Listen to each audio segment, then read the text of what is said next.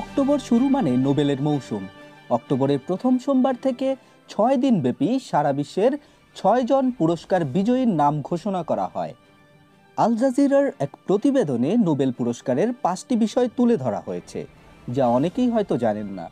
আজকের ভিডিওতে সেগুলোই জানার চেষ্টা করব। নোবেল পুরস্কার প্রদান শুরু করেছেন কে? চিকিৎসা, পদার্থবিদ্যা, রসায়ন, সাহিত্য, শান্তিতে পুরস্কারগুলো সুইডেনের বিজ্ঞানী আলফ্রেড নোবেলের নামে ও তার রেখে যাওয়া অর্থে প্রদান করা হয়। আলফ্রেড নোবেল সুইডিশ শিল্পপতি এবং ডিনামাইটের উদ্ভাবক ছিলেন। নোবেলের মৃত্যুর 5 বছর পর 1901 সাল থেকে নোবেল পুরস্কার দেয়া শুরু হয়। 5টি শাখায় প্রতিটি পুরস্কারের মূল্য 9 লাখ মার্কিন ডলার।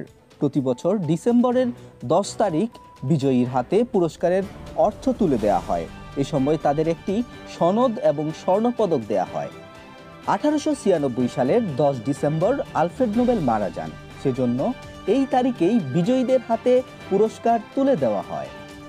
1901 থেকে 2021 সাল পর্যন্ত 6টি শাখায় এখন পর্যন্ত 609 জন ব্যক্তি বা প্রতিষ্ঠান নোবেল পুরস্কার পেয়েছেন।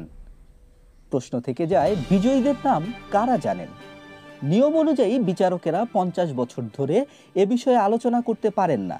তাই 2022 সালে বিচারকেরা কিভাবে বিজয়ীদের মনোনীত করেছেন এবং কারা তাদের সংক্ষিপ্ত তালিকায় ছিলেন তা নিশ্চিতভাবে জানতে হলে নাম ঘোষণার দিন পর্যন্ত অপেক্ষা করতে হবে। বিচারকেরা চূড়ান্ত ঘোষণার আগে বিজয়ীদের সম্পর্কে ইঙ্গিত দেওয়া এড়াতে চেষ্টা করেন, তবে প্রায়ই মুখ ফসকে অনেক কিছুই বলে ফেলেন তারা।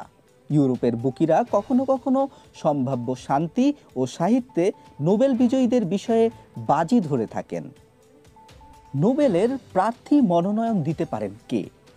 বিশ্বজুড়ে হাজার হাজার মানুষ নোবেল পুরস্কারের জন্য মনোনয়ন জমা দিতে পারেন। তাদের মধ্যে বিশ্ববিদ্যালয়ের অধ্যাপক, আইন প্রণেতা, পূর্ববর্তী নোবেল বিজয়ী এবং কমিটির সদস্যরাও রয়েছেন, যদি মনোনয়নগুলো 50 বছরের জন্য গোপন রাখা হয়। তবে আবেদনকারীরা অনেকে নিজেরাই প্রকাশ্যে তাদের নাম ঘোষণা করেন। বিশেষ করে শান্তিতে নোবেল পুরস্কারের জন্য এই আবেদনকারীরা এ কাজ বেশি করে থাকে। নরওয়ের সাথে কেন যুক্ত নোবেল পুরস্কার? নোবেলের সব পুরস্কার দেয়া হয় সুইডেনে, শুধু শান্তি পুরস্কার দেয়া হয় নরওয়েতে।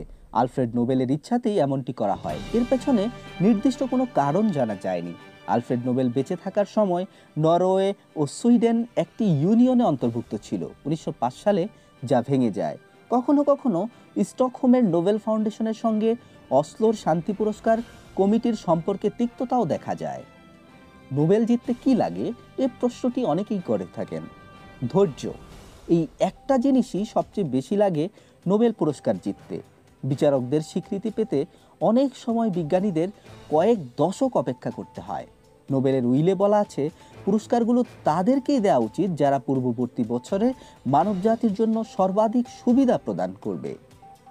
শান্তি পুরস্কার কমিটি একমাত্র যারা নিয়মিতভাবে পূর্ববর্তী বছরে করা অর্জনকে পুরস্কৃত করে থাকে।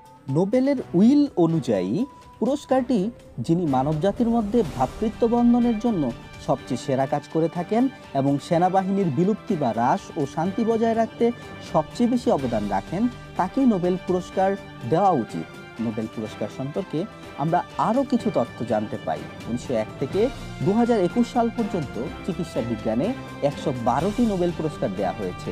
এই শাখায় এখন পর্যন্ত 12 জন নারী নোবেল পুরস্কার পেয়েছেন। ফ্রেডরিক জি ভ্যান্টিং 32 বছর বয়সে সবচেয়ে কম বয়সী চিকিৎসা বিজ্ঞানী যিনি নোবেল পুরস্কার পেয়েছেন। ইনসুলিন আবিষ্কারের জন্য 1923 সালে তিনি এ শাখায় নোবেল পান। চিকিৎসা বিজ্ঞানে সবচেয়ে বেশি বয়সে নোবেল পেয়েছেন প্যাটন রোজ। 1966 সালে নোবেল পাওয়ার সময় তার বয়স ছিল 87 বছর।